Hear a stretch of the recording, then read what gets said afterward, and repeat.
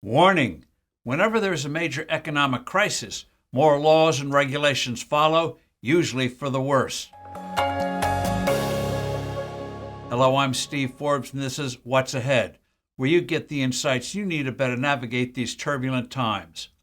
Senator Elizabeth Warren and a horde of other politicians, pundits, policymakers, and economists are crying out for more regulations in the aftermath of two big bank failures and the resulting distress here and around the world.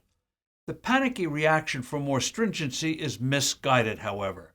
The problem wasn't a lack of regulation, but rather the failure of bank officers and regulators not reacting to what, in hindsight, were ample signs of trouble.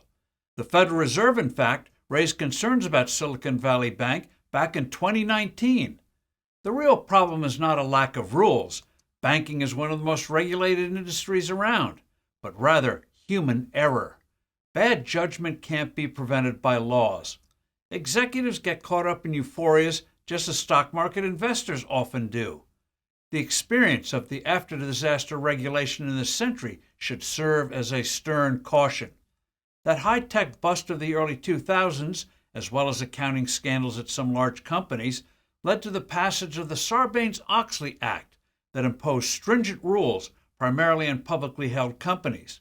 Its immense costs kept many smaller corporations from going public at all. The aggravation of Sarbanes-Oxley and a flood of other regulations led many companies to forego doing an IPO until they had become large companies, depriving regular investors the opportunity of experiencing big gains that come when a successful company goes public in its early stages. The reaction to the bursting of that high-tech bubble is also a critical reason why the number of publicly listed companies has plummeted. What happened after the crisis of 2008-2009 was an even bigger disaster.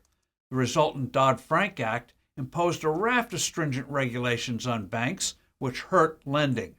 That avalanche of rules clearly didn't prevent what has unfolded since.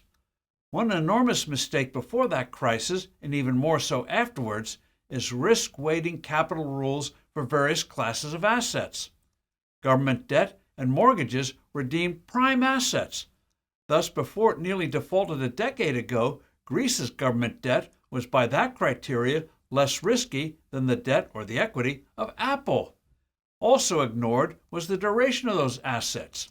A 10-year bond is different than a 90-day Treasury bill. Another big problem with ever more intrusive regulations is politics. The sensational shutdown of Signature Bank in New York was motivated by its involvement with the world of cryptocurrencies, which governments hate. Regulators will use their growing power to pick who gets credit and who doesn't. The modern phenomenon is modern socialism, that is, controlled by regulation rather than nationalization. The sensible reaction to the crisis? Simple, sound rules on bank capital. But don't hold your breath for that. I'm Steve Forbes. Thanks for listening. Do send in your comments and suggestions. I look forward to being with you soon again.